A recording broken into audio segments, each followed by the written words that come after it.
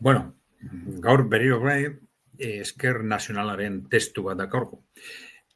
Badakizue, ez dela gure testua, Esker Nazionalaren testu bat dela, beraz, guk gomendatzen dugu Esker Nazionala, badakizu gomendatzen ditugun erakundi horien artian, ez? Eta horrezagatik ekartzen dugu testu bat, zuek referentzia bat eukitzeko horren buruz, eta betiko moduan, Esker Nazionalaren helbideak eta kontakturako bideak bideo honen deskripzioan ekiko dituzue.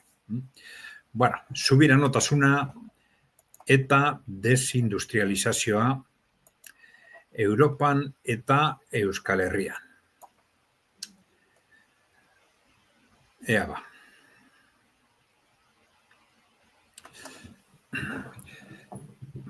Azken urteotan, 2014an Ukrainan hasitako gatazka areagotu zenetik, zehazki, harrituta eta kezkatuta egon gara, Europar Batasunak gerra horri buruz dituen jarrerek eta Estatu Batuetako politika imperialen jarraipenak Europako industria eta ondorioz Europako langileen klasea irriterarik gabeko kalezulo batera eraman dutela egiaztatzea.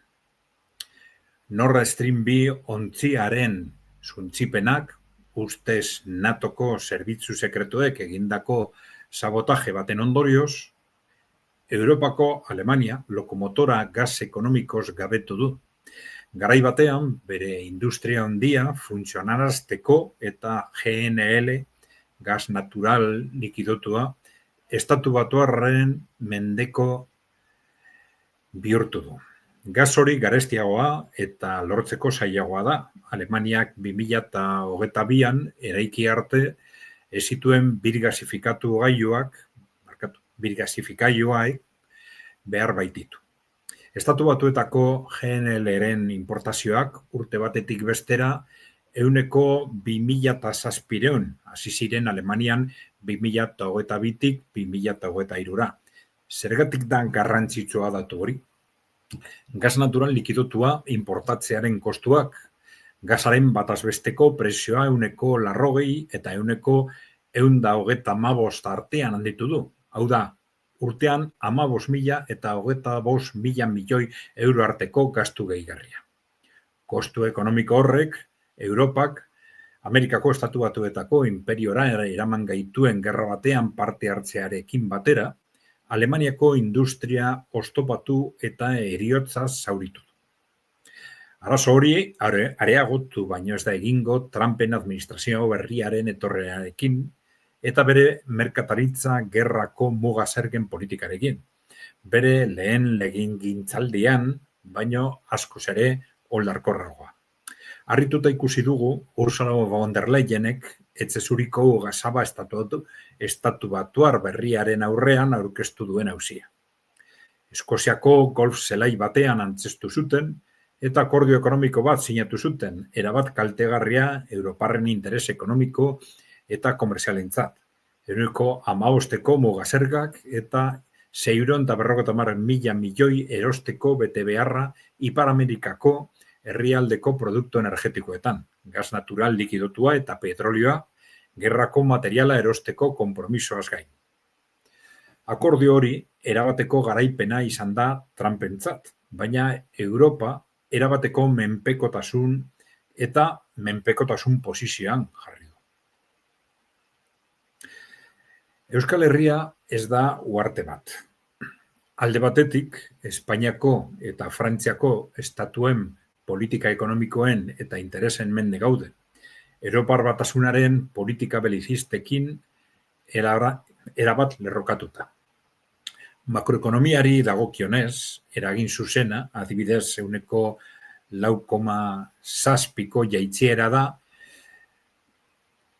Euskal Autonomia Erkidegoko esportazioetan 2024ko lehen 8 hilabetetan. Hau da, 1.000 milioi euro gutxiago Alemaniako eta Frantziako eskariaren ahultasunaren ondorioz. Funtsezko sektore kaltetuenak, automobilgintza, 2024ko lehen erdian ia 400 milioi euro jaitsi dira Mercedes Victoriatik Alemaniara egindako ibilgailuen esportazioak, eta siderurgia, 17% jaitsi dira urten, izan dira. Horri ingurumen politiken eragina gehitu behar diogu.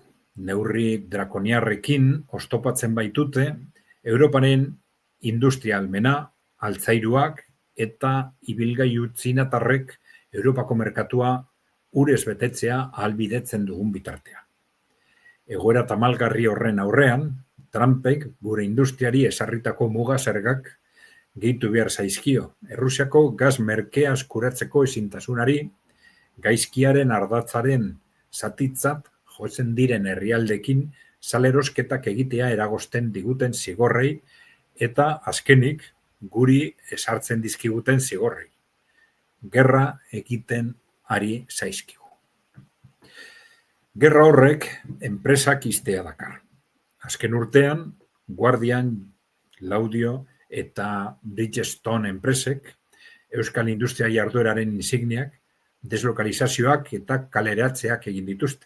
Eta azkenian, BSH multinazionalak Eskirozen duen Nafarroako lantegia utzi dute.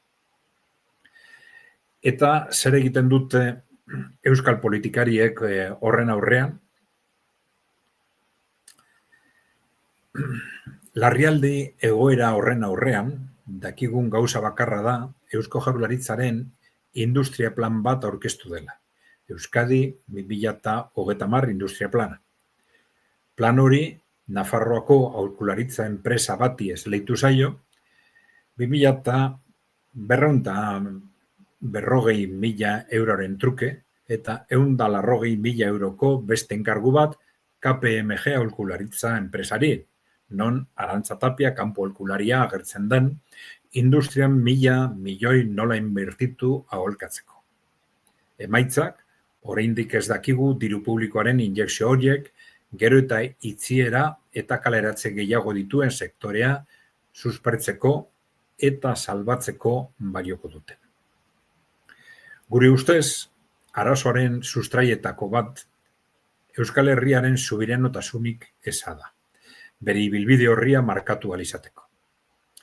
Gure existentzia bera inoiz baino gehiago dago jokoan, ez bai daukogu beharrezko tresnarik posizio ekonomiko sendoa bermatuko duen etorkizuneko plan bat tasutzeko. Aldi berean, subiranotasun ekonomikoa izatea ahalbidetuko duena, eta hori funtsezkoa da subiranotasun politikoa eraikitzeko. Industria sektore indartzurik gabe, terziarizaziora beharturik gaude, gero eta gehiago zerbitzuen eta turismoaren sektorearen mende. Sektore horrentzat, gero eta gehiago importatzen da kualifikaziorik gabeko eta prekarizatutako eskulana. Euskal Herrikoa bezalako herri txiki batentzat horrek dakarren kolpe demografiko eta laboralarekin. Subiranotasunik gabe eta gure industriaren defentsarik gabe, garai modernoen bilakaeran gero eta gehiago lausotuz joango garela uste dugu. Netflixen Euskal Herria, Guggenheimek, Suezekiak eta Airbnb-tarrek bakarrik erakusten duten filmaketa platoa, non euskal nortasun kulturaletik geratuko den gauza bakarra, kaskoko folklorea eta souvenirs dendak izango diren, soldata onak eta lan baldintza egonkor eta duinak ahazten ditugun bitartean. Langile klase indartsu, batu eta etorkizunen gabe, euskal proletariotzatik prekaritatera pasatzen ari gara. Subiranotasunik gabe ezingo dugu nazioaren alde borrokatu, eta hori kapitalak ondo daki. Horregatik, errazagoa da, filmaketaren kokapen gisa homogenizatzea, eskulan merke zornitutako zerbitzu sektore batekin, ez desan pentsaia da langile auzoen eta industria sektoreen berezko nazioa, subiranotasun politikoa edo klase identitatea terminoetan. Baizik eta identitate likido gisa, kapitalek giza kapital transnazionaleko masa mugikorra duten hirugarren sektoreen berezko identitate gisa. Errotu gabe, erraz ustiatu eta bota dezakena. Azterketa horren aurrean, gure proposamena da subiranotasunaren aldeko benetako borrokarako oinarriak eraikitzea, borrokatzeko beharra mahai gainean jartzea, eta gure ekoizpen gaitasunei buruz erabakitzeko gaitasuna berreskuratzea. Premiazkoa da, epe luzerako industria plan bat egitea, euskal langile klasearen eta gure herriaren biziraupena bermatuko duten baldintza duinen oinarriak ezartzeko.